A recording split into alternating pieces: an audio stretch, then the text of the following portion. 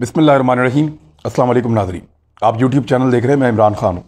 एक तो हमारी कुछ खबरों की तस्दीक हुई है और इंडिया से हुई है, वो भी आपके सामने रखता हूँ। दूसरा जो बड़ी खबर है उसमें, क्योंकि ये एक सिलसिला है बैनुल-अक़वामी खबरों का और ये बहुत बड़ी बड़ी खबरें हैं और पाकिस्तान के साथ जुड़ी हुई हैं। नंबर एक तो ये कि अफ़गान मुहाजिरीन की बहुत बड़े पैमाने पर पाकिस्तान में आमद मुतवक्के है। ये मुहाजिरीन पाकिस्तान में आ सकते हैं खाना जंगी की सूरत में। लड़ाई आने वाले दिनों में बढ़ेगी, कम नहीं होगी, और ये महीना बड़ा क्रिटिकल है। किसी भी वक्त जो है वो बहुत बड़ी तादाद में मुहाजिरीन जो अफ़गानिस्तान के आसपास ममालिक हैं वहाँ की तरफ रुख कर सकते हैं। जैसा कि पहले ये चले गए थे ईरान में, 8 लाख मुहाजिरीन गए थे। पाकिस्तान में 40 लाख के करीब आए थे। ये दोबारा पाकिस्तान की तरफ आ सकते हैं, ईरान की तरफ जा सकते हैं। इस मरतबा ताजिकिस्तान और उज़्बेकिस्तान से भी अमेरिका बात कर रहा है कि खाना जंगी की सूरत में आप अफ़गान मुहाजिरीन को आने दें, लेकिन वहाँ पे इसके हवाले से रद्द-ए-अमल है। दूसरा, इमरान खान साहब दौरा करने जा रहे हैं सेंट्रल एशिया का, और वो उनको भी ये समझाएंगे कि अमेरिका को अड्डे देने का नुकसान क्या होता है। यानी वो मुसलमान मुल्क हैं, पाकिस्तान भी अल्हम्दुलिल्लाह मुसलमान मुल्क है। जब पाकिस्तान ने अमेरिका को अड्डे दिए तो पाकिस्तान में वो लोग जो अफ़गान मुसलमान भाइयों के ऊपर अमरीकी हमले को बर्दाश्त नहीं कर सके, उनको बड़े आराम से इंडिया ने और दीगर एजेंसीज ने इस्तेमाल किया पाकिस्तान के खिलाफ, और उन्होंने रियासत पाकिस्तान के खिलाफ हमले शुरू कर दिए। तो दहशतगर्दी की एक जंग पाकिस्तान के अंदर आ गई, अस्करियत पसंदी आ गई। तो बड़ी मुश्किल से पाकिस्तान इससे निकला है। तो अपनी मिसाल पाकिस्तान देगा उन मुल्कों को कि अड्डे देने का और इस लड़ाई का हिस्सा बनने का नुकसान क्या होता है। लिहाजा लड़ाई का हिस्सा ना बने, तसादुम का हिस्सा ना बने, अमन की तरफ आए। तो पाकिस्तान ने एक पॉलिसी रखी है इस दफ़ा, ये बहुत इंपॉर्टेंट है, क्योंकि अफ़गान मुहाजिरीन को लेकर पाकिस्तानी बड़े सेंसिटिव हैं। ये जब पाकिस्तान में पहले आए तो इन्होंने कारोबार भी किए, शहरों में भी आए, यहाँ शादियाँ भी की, यहाँ इनकी एक नस्ल बड़ी हुई, फिर दूसरी नस्ल बड़ी हुई। तो बड़े लंबे अरसे से ये पाकिस्तान में रह रहे हैं और पाकिस्तानी ID कार्ड भी बनवा लिए, पाकिस्तान की शनाख्ती कार्ड और पासपोर्ट के ऊपर उन्होंने दुनिया का ट्रैवल भी किया। और क्योंकि ये बहुत सारा पैसा अफगानिस्तान से लेकर आते थे, स्मगलिंग भी करते थे बहुत सारे इनमें लोग, तो ये मार्केट के अंदर उन्होंने बड़ा असर रसूख कायम किया। तो लोकल ताजरों ने, लोकल लोगों ने इस पर रिएक्शन भी दिया और उन्होंने कहा जी कि अफ़गान मुहाजिरीन को सिर्फ मुहाजिरीन के तौर पर रहना चाहिए था, उनको हमारी मार्केट के अंदर शेयर नहीं मिलना चाहिए था, ये पाकिस्तानियों का हक है। इस किस्म की बातें हुई, लेकिन हमने बहुत बड़े दिल के साथ अफ़गानों को हमेशा खुशामदीद कहा है। अब पाकिस्तान ने एक पॉलिसी बनाई है, वो मैं आपके सामने शेयर कर रहा हूं। यानी इस्लामाबाद ने फैसला किया कि इस बार अफ़गान मुहाजिरीन के लिए माजी वाले फार्मूले पर अमल दरामद नहीं होगा और मुहाजिरीन को खुशामदीद नहीं कहा जाएगा। लेकिन अगर हालात के हाथों मजबूर हुए और हालात अफगानिस्तान में बहुत ख़राब हो गए, मुहाजिरीन को लेना पड़ा, तो पाकिस्तान ईरानी मॉडल पे गौर करेगा और ईरानी मॉडल को अपनाएगा। एक पाकिस्तानी मॉडल था, एक ईरानी मॉडल था। दुनिया में सबसे ज़्यादा मुहाजिरीन पाकिस्तान में आए आज तक, जो अफ़गान मुहाजिरीन थे, यानी 40 लाख। ईरान में 8 लाख गए थे। ईरानी मॉडल क्या था, पहले ज़रा आप ये देख लें कि UNHCR यानी अक़वाम मुत्तहिदा के हाई कमीशन बराए मुहाजिरीन जो है, उसकी एक रिपोर्ट है। उस रिपोर्ट के मुताबिक ईरान में 8 लाख मुहाजिरीन गए थे 1980 की दहाई में। इन सबको रखा गया था बॉर्डर के साथ जो देहाती इलाका है वहां पे। इनको शहरों में या कस्बों में जाकर बसने की इजाजत नहीं थी और इनको वहां महदूद किया गया था। यह वो ईरानी मॉडल था कि ये हमारी सोसाइटी में रच बस ना जाएं, बल्कि जब, क्योंकि वो भी फारसी बोलते हैं, वहां से भी फारसी बोलने वाले आए थे और लोग भी तकरीबन मिलते जुलते हैं बॉर्डर के दोनों तरफ। तो उन्होंने कोशिश की कि ये यहीं पे रहें, अफगानी, उनकी रजिस्ट्रेशन हो और फिर जब इनका वक्त पूरा हो तो ये वापस जाएं। तो ईरान ने बड़ी कामयाबी से निमट लिया था। तो पाकिस्तान उस फार्मूले पे जा रहा है कि अपनी सरहद के साथ कड़ी निगरानी में ऐसी बस्तियां और कैंप कायम किए जाएंगे जहां पे अफगान मुहाजिरीन को रखा जाएगा, उनका तहफ़्फ़ुज़ किया जाएगा, उनके खाने पीने का बंदोबस्त किया जाएगा और आलमी मदद को उनके ऊपर खर्च किया जाएगा और पाकिस्तान भी जो कर पाएगा मदद करेगा। इब्राहिम रईसी हैं ईरान के नौ मुंतखब सदर, उनसे वज़ीर-ए-आज़म पाकिस्तान इमरान खान साहब ने बात की है और एक वफद है वज़ारत दाखिला का, जिसमें सिक्योरिटी एस्टेब्लिशमेंट के और दीगर मुतल्लिका महकमों के अहदेदार होंगे। ये एक आला सतही टीम बना के ईरानी मॉडल को स्टडी करने के लिए ईरान जा रहे हैं और वहाँ से ये देखेंगे कि उन्होंने किस तरीके से इन मुहाजिरीन को रखा था, कैसे इनका बंदोबस्त किया था, कैसे वो वक्त गुजारा था और कैसे उनको वापस भेजा था। तो उस मॉडल के ऊपर पाकिस्तान अमल करने जा रहा है। तुर्खम बॉर्डर को हर किस्म की आमदरफ्त के लिए बंद कर दिया गया है। बाढ़ जो है बहुत तेजी से मुकम्मल की जा रही है ताकि इलीगल क्रॉसिंग ना हो। जहां बाढ़ नहीं है वहां पे सिक्योरिटी बहुत टाइट कर दी गई है। लिहाजा पाकिस्तान इस मरतबा शहरों में और हर जगहों के ऊपर अफगानी शहरियों को आने नहीं देंगे। उनको सिर्फ रोकेंगे बॉर्डर के एरियाज में ताकि वहां पे वो अपने दिन गुजारें और जब अफगानिस्तान में अमन आए तो वो लोग वापस जाएं। दूसरी इसमें एक और अहम चीज़ यह है कि तालिबान ने अनाउंस किया है कि 1 माह के अंदर अंदर वो एक तहरीरी मंसूबा पेश करने जा रहे हैं अमन के लिए। अमन मुज़ाकरात को तेज़ कर दिया जाएगा। तालिबान के जो तर्जुमान है ज़बीहुल्लाह मुजाहिद, उन्होंने ये कहा और पिछले हफ्ते उन्होंने अमन मुज़ाकरात को बहाल किया था। 1 महीने के बाद ये तेज़ आ जाएंगे और इसमें तालिबान अपना एक तहरीरी पूरा मंसूबा पेश करेंगे कि कैसे अमन लाया जाएगा।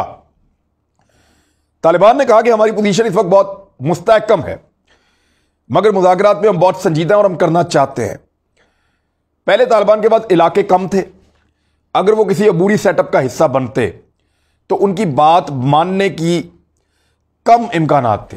यानी जो तालिबान जो डिमांड करते थे उनके इम्कानात कम थे क्योंकि हुकूमत यहां थी, तालिबान यहां थे। अब तालिबान और हुकूमत ऐसे हैं, मुज़ाकरात भी चल रहे हैं। उन्होंने मुज़ाकरात तब बहाल किए जब दोनों एक लेवल पे आ गए, एक जैसी ताकत, एक जैसे इलाके, एक जैसा कंट्रोल। अब तालिबान ऊपर की जानिब जा रहे हैं। तालिबान इस 1 महीने में ये करना चाहते हैं, हफ्तों के अंदर वो शहर फतह कर रहे हैं, कभी 30, कभी 10, कभी 12। वो ये चाहते हैं कि जब वो इस लेवल पे आ जाए तो ज़्यादा से ज़्यादा गेन करें मुज़ाकरात में, और वो एक बेहतर टाइम होगा मुज़ाकरात का। वो एक तहरीरी मंसूबा बना रहे हैं जिसको वो पाकिस्तान के साथ, कतर के साथ, तुर्की के साथ, रशिया के साथ, अमेरिकन अगर चाहें तो उनके साथ, चीन के साथ, यानी ये जो खित्ते के मुल्क हैं, क्योंकि इन्होंने देखना अब अफगानिस्तान को, जो नेटो मुल्क हैं वो तो छोड़ के जा रहे हैं, भारत का उसमें अमल दखली कोई नहीं है। लिहाजा ये तालिबान एक ऊंची जगह पर बैठ के बेहतर पोजीशन में आकर जब मुज़ाकरात करेंगे तो अपने मुतालबात को ज़्यादा मनवा पाएंगे और यही अल्टीमेटली हल होगा और इसी में खाना जंगी से बचा जा सकता है। तीसरी और चौथी जो बड़ी खबर है वो अमेरिका से जुड़ी है। अमेरिकी फ़ौज ने जिस तरह से बगराम एयरबेस को खाली किया है उस पर बहुत उंगलियां उठ रही हैं। वहाँ एक फ़ौजी कमांडर हैं, नए अफ़गान कमांडर हैं जी बगराम एयरबेस के, उनका नाम है जनरल असदुल्ला कोहिस्तानी। जनरल असदुल्ला कोहिस्तानी ने सहाफ़ियों से बातचीत करते हुए बताया कि हमें तो अफवाहें आई कि अमेरिकन चले गए। जुम्मे की सुबह हम वहाँ गए और जाके हमने देखा तो वाकई अमेरिकन चले गए थे। वहाँ लूटमार शुरू हो गई। अमेरिकन जो बचा कुचा सामान छोड़ गए थे, कोई ये पकड़ कोई वो पकड़, वहाँ यानी अजीब सूरत हाल पैदा हो गई है। अमेरिकन के साथ जनरल असद का यह कहना है कि हमने अफवाहें सुनी और हम गए और देखा अमेरिकन थे ही नहीं, यानी उन्होंने हम पे एतबार ही नहीं किया, हमें बता के ही नहीं गए। और एक और बात उन्होंने ये की कि अमेरिकी फौजियों के साथ हमने दहाइयों तक काम किया है, ताहम अमेरिकी फौज ने फिजाई अड्डे को खाली करने से पहले हमें एतमाद में नहीं लिया। और एक जो बहुत बड़ा प्रॉब्लम है वो ये है कि इसी बगराम एयरबेस पे 5000 से ज्यादा तालिबान कैदी हैं जो यहां मौजूद हैं। तालिबान उनको छुड़वाना चाहते हैं, अफगान फोर्सेस उनको छोड़ना नहीं चाहती। अमेरिकन जान छुड़ा के भाग गए हैं। अब किसी भी वक्त तालिबान बगराम एयरबेस पे अटैक करेंगे और यह बात जनरल असदुल्ला खान कोहिस्तानी ने खुद कह दी है कि हमें बहुत खदशा है कि यहां पे अटैक आएगा।